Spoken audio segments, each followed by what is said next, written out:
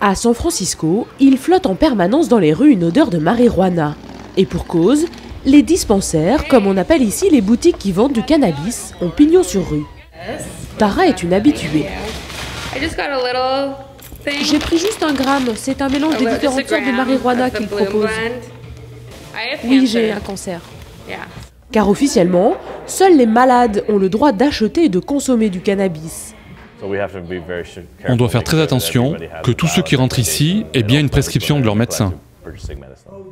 En réalité, la carte de patient est très facile à obtenir. Un mal de dos, de l'anxiété ou des insomnies sont des symptômes suffisants.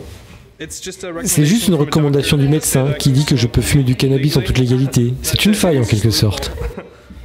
Et comment vous l'avez obtenu ? Il suffit d'aller dans l'une de ces agences médicales qui en font la pub et de dire que vous avez un problème, ce que vous voulez. Et ils vous donnent une prescription. Chaque jour, 200 patients viennent s'approvisionner dans ce dispensaire. Au total, la Californie compte près de 600 000 fumeurs de cannabis médical.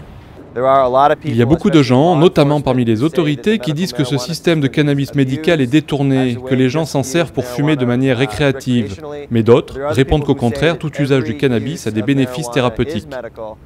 Mais la situation pourrait évoluer. En novembre 2016, les Californiens vont devoir se prononcer lors d'un référendum pour ou contre la légalisation totale du cannabis.